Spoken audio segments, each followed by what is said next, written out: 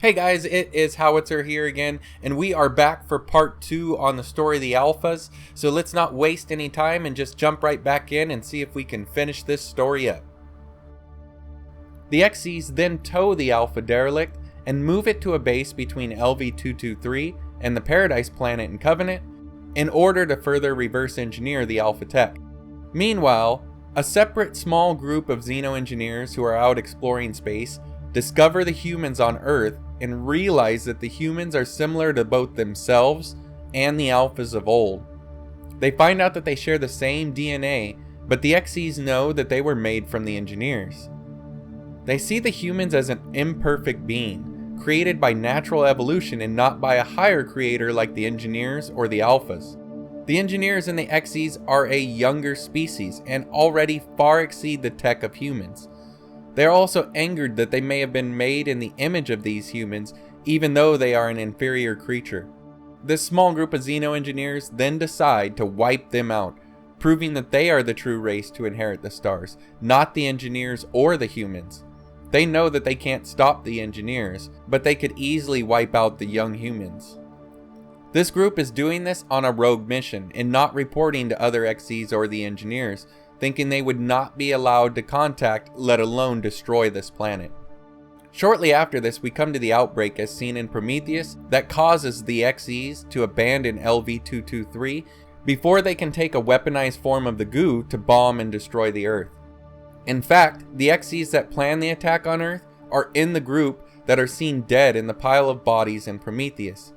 This is the reason why the plan to kill the humans isn't followed up on. It wasn't a plan, just some rogue XCs, who all ended up dead on the LV-223 outbreak. This is then followed by the events of Prometheus and Alien Covenant, in which the Alphas watch from afar but do not interfere during this time. We then come to David, who is leaving Paradise on the Covenant spaceship. He had learned from the engineers and the xenoengineers and some info on the Alphas while in the derelict on the trip from LV-223 to Paradise. Upon leaving Paradise, David takes the Covenant to the xenoengineer base where the Alpha derelict was stored by the xenoengineers, figuring one more link up the chain of creators that he should learn about and possibly kill. David then moves the colonists from the Covenant onto the Alpha derelict and begins experimenting, creating many different versions of the xenomorph, planning to return to Earth in order to destroy it with his creations. He creates many egg chambers on the ship with eggs and clones of eggs from the Covenant colonists, each section containing different types of alien creatures from the goo. It was only that the Xenos were in the first chamber accessible to Cain and to Newt's father that the first two movies had the xenomorph that we know of for the alien creature. Imagine what other alien creatures lay dormant still on that ship of death. So with Ridley Scott saying that David created the xenomorph, in a sense he did. You could say that he created the first known aliens that very closely resembled the aliens that we know of in later films. If you want to get technical though, the goo is ancient, no one knows where it came from, but that it's easily modified and most outcomes are death or aggressive aliens. It took supreme intelligence like the Alphas to bring out the good in the goo. Although the engineers and XCs did not know if the Alphas were still alive out there in the stars, two Alphas show up on the moon and kill David, somehow knowing what his plan is. One Alpha leaves on the ship they arrived in. The other pilot is able to make the Alpha derelict ship repair itself, and then takes the ship and attempts to fly it back to an Alpha outpost when he is attacked by a facehugger and ends up crashing the Alpha derelict on LV-426. The resulting alien from this is an Alpha Ultramorph, or I guess for this story, an Alphamorph. The ship is left on LV-426 for the crew of the Nostromo to find later on. When the crew does find the space jockey in its chair, it is larger than the beings in the chair in Prometheus because it's not an engineer inside an engineer juggernaut. This is an Alpha inside of an Alpha juggernaut. The flight suit of the Alphas is more biological than armor, like I stated before, so when this Alpha died, his armor died as well and began to decay quickly. This decay was improperly diagnosed as fossilization because it was completely alien to them. The Nostromo crew did not have the biological background or the instruments to know the difference between the decay of a far advanced Alpha flight suit and the fossilization of an engineer flight suit. And that's it, guys. By adding these two sub-races into the Alien universe with this story, I hope I've been able to find a way to successfully link Ridley Scott's prequels with the Alien and later movies in the franchise. When putting together the story, I made a list of things that I wanted to fix and how I was going to fix them. The first part was the Data the Space Jockey, and I wanted to make those ancient again, and we did. Secondly, there were differences in the Space Jockey and the Engineer's flight suit, and we take care of that by it's basically two races, one trying to copy the tech of the other. Third, there are differences in the Derelict looking more organic to the Juggernauts that look more synthetic. We fix this by explaining how each race built their ships, again with one trying to copy the other. Fourth, why did the Engineers in Prometheus look different than the ones in Paradise? That's easily explained with this story because the Engineers on Paradise created the Engineers from Prometheus using the black goo. 5. The age of the Derelict in correlation to the Juggernaut. With this story, the Derelict is much older than the Juggernaut. The only difference being is that the Derelict didn't originally contain the eggs. Those came from David later on. 6. I know a lot of people wanted the humans in this story to have evolved naturally, and with my story they do. 8. David makes the first human hybrid Xenos. Well, in this story he does, but it's by far not the first aliens created from the black goo. 9. David is killed off for future movies. We did that in the story so we don't have to wonder where he is later on. 10.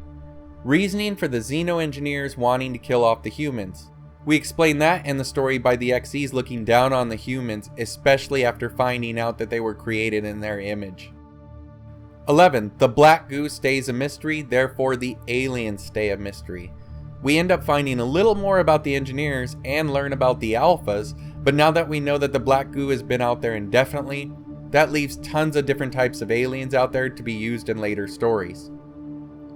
12. Learn how the goo can do so much. That is by different variants. There's more than one version of the goo, and there's the version that the alphas created, and then there's the versions that the engineers and xenoengineers create. 13. Why were the engineers all waiting for David to come and bomb them? Well, that's because they were awaiting the return of their xenoengineer variants to come back. This is why they all came out and greeted the Juggernaut when it arrived. 14th and lastly, the engineer city on Paradise, where they were all first created on the planet, is now mostly religious groups awaiting the return of the alphas. Most of the other engineers now live on outposts out in space. This explains the size and look of the city. It was a small city because most of the engineers had already left, and the design of the city being ancient as it was built for religious purposes, worshipping the alphas. And as an added bonus, I wanted to explain the xenoengineers that have the xenomorph looking armor on them. Not the flight suits, but the armor that looks like it's grafted onto their skin. These are second stage xenoengineers. They have more black goo used in them. Have they been corrupted by the black goo use? Who knows? Maybe we'll know more about them later on down the road. And don't think I forgot about the mural in Prometheus. Another big issue with fans that I think is easily fixed in this theory. Many people say that there is a xenomorph in the mural, meaning the engineers created the alien well before David did in Alien Covenant, causing timeline issues. I've always seen the alien in that mural to be a deacon and not a xenomorph. If you see the murals containing a deacon, then all is well. This allows for the engineers to have been experimenting and creating deacon-like alien creatures, but then allows for David to be the one who takes this information and use humans instead of engineers in order to create the xenomorph that we know of in later films. Okay guys, that is it. So I am not normally a story or theory kind of guy. I love aliens, but I know there are people out there that put my Alien franchise knowledge to shame. Let me know what you guys think of this idea. I've tried to go over it many times in the last few days to look for ways to help it clarify and repair the Alien franchise without any retconning, but by adding what I feel can work to join the whole story together. I really hope you guys enjoyed watching this video as much as I did making it. Let me know what you guys think of the story, and if I missed any of the other ways that this story can help clean up some of the continuity issues that Alien fans currently have with the prequels and the sequels. If you enjoyed the video, if you could leave a like, it helps out the channel so much, and if you haven't subscribed yet, why not do so for all the future Alien franchise goodness to come. Thanks again for watching, and I hope to see you guys next time.